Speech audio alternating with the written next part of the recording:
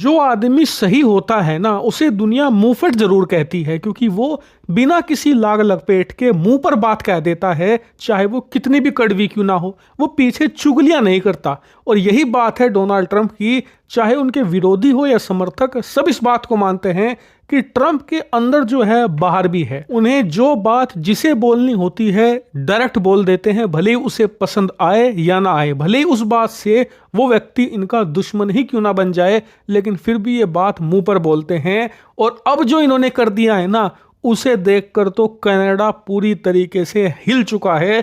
Canada के आम लोग हिल चुके हैं, क्योंकि डोनाल्ड ट्रंप ने कनाडा के लोगों के लिए एक प्रस्ताव भेजा है जिसके बाद कनाडा एक देश भी नहीं रहेगा। नहीं समझे? मैं आपको समझाता हूं। दरअसल हुआ ये कि परसों कनाडा के प्रधानमंत्री जस्टिन ट्रूडो पहुंचे अमेरिका के फ्लोरिडा राज्य में, जहां पर डोनाल्ड ट्रंप का घर है, जिसे मारे-लागो कहा जाता है। और डोनाल्ड ट्रंप ने अपने घर में एक बहुत बड़ी पार्टी रखी थी, डिनर पार्टी थी, जिसमें जस्टिन ट्रूडो किसी तरीके से जुगाड़ लगाकर घुस गए। यहां पर इन्होंने ट्रंप के साथ बैठक करी। आप देख सकते हैं कुछ इस प्रकार से ये बैठक थी, यानी कि खुले में सबके सामने। तो इसी बीच जस्टिन ट्रूडो ने ट्रंप को कहा कि जी देखिए, आपका जो प्लान है ना कनाडा के ऊपर टैरिफ लगाने का, ये बहुत ही ज़्यादा गलत है, क्योंकि इससे कनाडा को हर साल 100 अरब डॉलर का नुकसान होगा। ये कितनी बड़ी रकम है? कनाडा की टोटल जीडीपी का लगभग 10% से ज़्यादा का नुकसान होगा ट्रंप अगर टैरिफ लगाते हैं कनाडा पर, जो उन्होंने ऐलान कर रखा है। तो ऐसे में जस्टिन ट्रूडो अपने देश की सिफारिश करने पहुंचे कि ट्रंप ऐसा मत कीजिए, वरना हमारी इकोनॉमी तो पूरी तरीके से डेसिमेट हो जाएगी। डिस्ट्रॉय नहीं, डेसिमेट हो जाएगी, मिट्टी में मिल जाएगी। यानी कि कनाडा के प्रधानमंत्री जस्टिन ट्रूडो लिटरली गिड़गिड़ाने लगे डोनाल्ड ट्रंप के सामने। तो उस पर ट्रंप ने क्या कहा? उन्होंने इनके कंधे पर हाथ रखा और कहा कि देखो जस्टिन, मैं तुम्हारे देश के खिलाफ टैरिफ तो लगाऊंगा, क्योंकि तुम्हारे देश की पॉलिसी ऐसी है जिसका फायदा उठाते हैं यूरोप के, चीन की कंपनियां। वो तुम्हारे देश के अंदर मैन्युफैक्चरिंग करती है और फिर फ्री ट्रेड एग्रीमेंट का लाभ उठाकर हमारे देश में सामान बेचती हैं, जिससे कि तुम्हें तो टैक्स रेवेन्यू मिलता है, लेकिन हमारे देश को हर साल कई सौ बिलियन डॉलर का लॉस होता है टैक्स में, जॉब्स में, और इसके अलावा हमारी जीडीपी में भी। और इसीलिए अगर हमें इसे रोकना है तो तुम्हारे देश के खिलाफ टैरिफ तो थोपने ही पड़ेंगे, और इससे तुम्हारे देश की अर्थव्यवस्था डिस्ट्रॉय हो जाएगी। ये बात तय है। आने वाले 4 सालों के अंदर कनाडा इतनी बुरी मार झेलेगा जिससे कि उसकी अर्थव्यवस्था का गड्ढे में गिरना तय है। लेकिन मैं फिर भी तुम्हें एक ऑफर देता हूं। ऑफर ये कि तबाही से बचने का एक रास्ता है।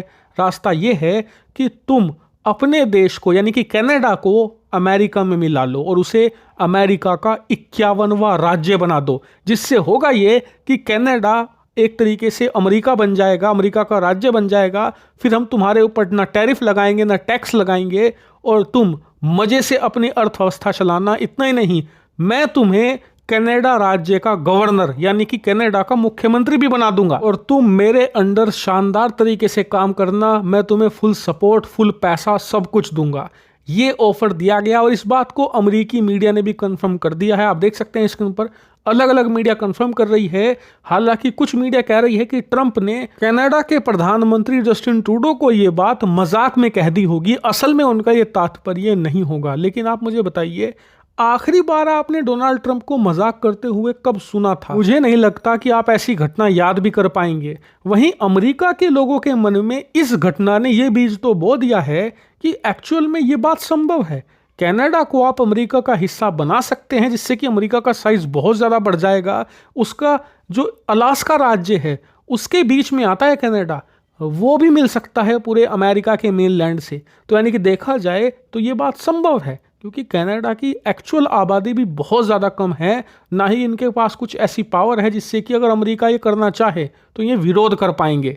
रही बात, आने वाले 4 साल कनाडा के लिए बहुत दर्दनाक होने वाले हैं, क्योंकि चीन के बाद जिस पर सबसे ज़्यादा मार पड़ेगी टैरिफ की, वो 2 ही देश हैं, मैक्सिको और कनाडा। दोनों अमेरिका के पड़ोसी हैं, और कनाडा की पोजीशन सबसे ज़्यादा वीक है। वहीं मेरे पर्सनल ओपिनियन की बात करें तो देखिए, पूरे कनाडा की तो मैं गारंटी नहीं लेता, लेकिन कनाडा के कुछ राज्य ऐसे हैं जहां पर सेपरेटिस्ट मूवमेंट चल रही है। जैसे कि क्यूबेक राज्य है जो कनाडा का, वहां पर स्ट्रॉन्ग सेपरेटिस्ट मूवमेंट है, क्योंकि वहां पर आबादी इंग्लिश लोगों की नहीं है, फ्रेंच लोगों की है, जो फ्रेंच भाषी लोग हैं। ऐसे में वो अलग फ्रेंच राज्य की मांग करते हैं और लगातार ये मूवमेंट स्ट्रोंग होती जा रही है।